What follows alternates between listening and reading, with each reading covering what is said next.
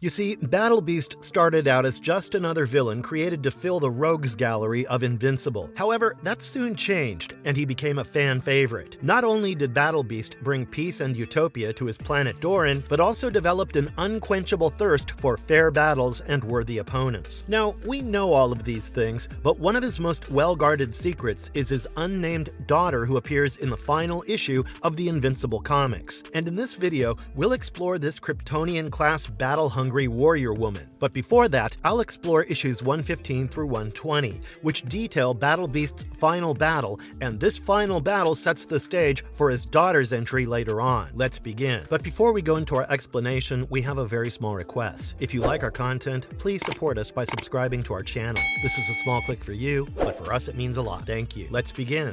Battle Beast versus Thragg. Battle Beast starts off in a satellite with his lover, an alien woman who scratched him up during their wild fling. I was surprised that Battle Beast agreed to canoodle with a woman because, knowing him, one can assume that he would only be able to get it up if there were 10 machetes, 5 bombs, 20 guns, and a whole lot of dangerous aliens to beat. Anyway, it seems that Battle Beast knocked up his mate. He's bloody and bruised, but completely smitten. Before they lock lips, Space Racer interrupts with a call. He's found Thragg on a nearby planet. Space Racer suggests that Battle Beast hold tight for backup, but that's not Battle Beast style. There's no way this guy would wait out a good battle, right?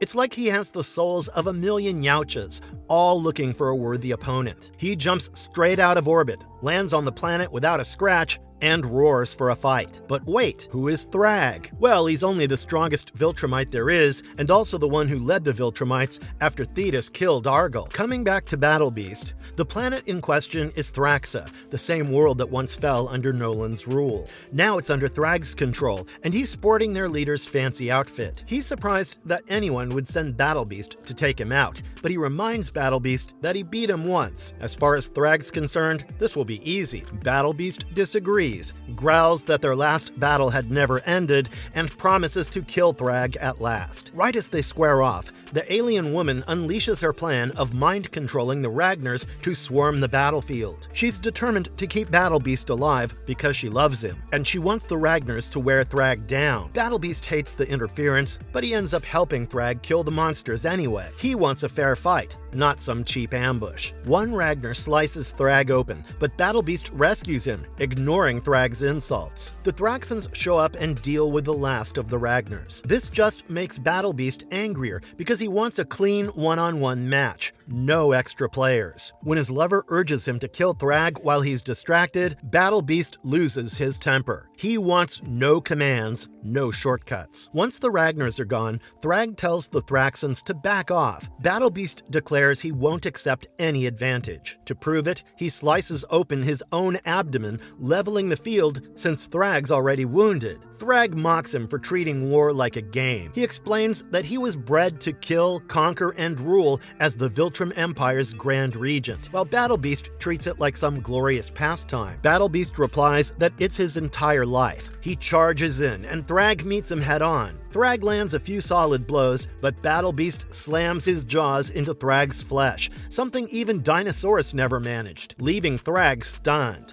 Battle Beast senses victory is close and his to enjoy. However, Thragg claims he's fighting for Thraxa, not for glory. He needs to protect his new kingdom and his growing brood of Thraxan offspring. He's fathered thousands of children since his exile, determined to rebuild Viltrumite power. Meanwhile, the battle rages for days, leveling huge parts of the planet and killing countless Thraxans. Everyone else can only watch in awe. On the other hand, Alan the alien monitors the situation from a distance. He sees how long the fight's gone on and how brutal it is. Space Racer tries to keep track, but they're moving too fast. Alan chats with Mark Grayson, aka Invincible, who's living on Telescria with Eve and their daughter Tara. Mark wants no part in more violence, but Alan figures Mark might need to step up soon because Thragg poses too big a threat. Alan also doubts Battle Beast will survive. On Thraxa, the brawl reaches its final stage. Thragg loses part of his eye to a vicious bite. He uppercuts Battle Beast, sends him flying, but Beast charges back with insane fury. Thragg calls him a maniac. And Beast grins. That's exactly how he wants to be remembered. Buildings crumble under their blows. Days pass, and the two are still at it.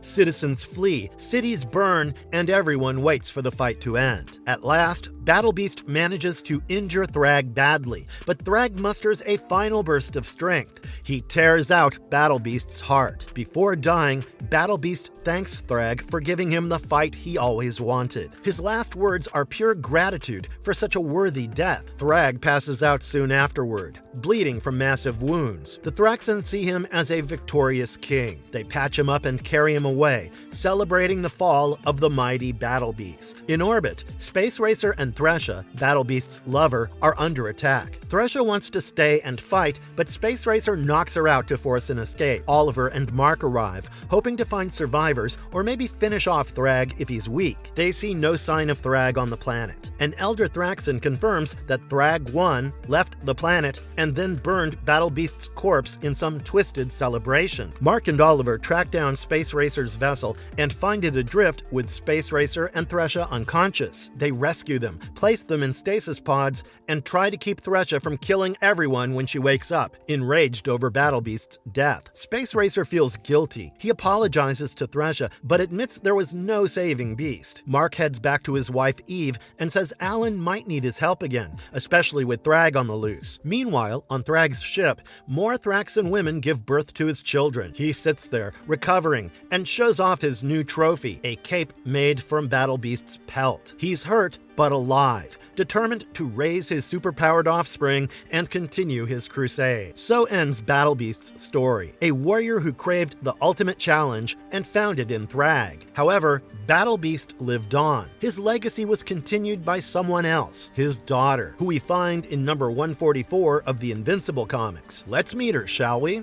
Battle Beast's daughter. Battle Beast may have died, but he didn't vanish without leaving his mark. Turns out he had a daughter, though no one ever revealed her name in the comics. That's right, he wasn't some rare one-of-a-kind creature who never sired offspring. In the final issue of Invincible, we see he had a daughter who shares his fiery obsession with combat and raw power. From the little we know, she despised the Viltrumites for killing her father. She believed they cursed her with the same bloodthirsty drive that fueled Battle Beast. She blamed them for everything: her own craving for violent conflict, her father's death, and her constant search for the ultimate opponent. Once she learned a Viltrumite bested him, she made it her mission to track down every Viltrumite in the galaxy, convinced that only they could deliver the challenge she desired. Like her dad, she boasts insane strength. She could also leap massive distances in a single bound, kill Viltrumites, and could have fought almost as well against Thragg as her father. I wouldn't say that she would have won because, let's face it, she doesn't have the training that her father had, or the experience for that matter. So yeah, winning the battle might have been difficult for her, but she would have put up an excellent fight. She might leap light years in search of worthy foes. She probably moves at ridiculous speeds too, matching or surpassing normal Viltrumites. Quick reflexes let her fight on par with super fast enemies and respond to attacks that'd overwhelm lesser beings. She also has the same monstrous endurance as her father. Battle Beast once sliced open his own gut so no one could claim an unfair advantage, then fought for days on end. His daughter probably does the same, shrugging off lethal wounds and fighting until she either wins or dies. And let's not forget those fangs and claws. Her father's teeth pierced Thragg's near invincible and near impenetrable skin, so there's no telling what hers can do. Dense tissue rounds out her durability, plus a low rate of fatigue, giving her that trademark superhuman stamina. Nobody said she ever tried to kill Mark or Eve. They both lived extended lives, and Eve eventually reverted to her prime state after dying of old age, so it's clear Battle Beast's daughter didn't become their immediate threat. But who knows what she got up to across the cosmos? She could have battled random Viltrumites, tested herself against cosmic champions, and kept fighting until she found a final fight that matched or even surpassed her dad's final battle. At the end of the day, she carried on Battle Beast's legacy, ripping through the universe in search of the next brawl. Maybe she saw it as a curse, or maybe she savored every roar and clash. Either way, she inherited more than her father's brute strength. She took on his unbreakable spirit, his appetite for chaos, and his destiny to hunt down the strongest fighters alive. Yep, that was Battle Beast's unnamed daughter for you. For more marvelous Invincible videos, well, you know what to do. And if you liked our content, don't forget to leave a like and subscribe to us if you haven't already. Have a good one and be safe. Thanks, everyone.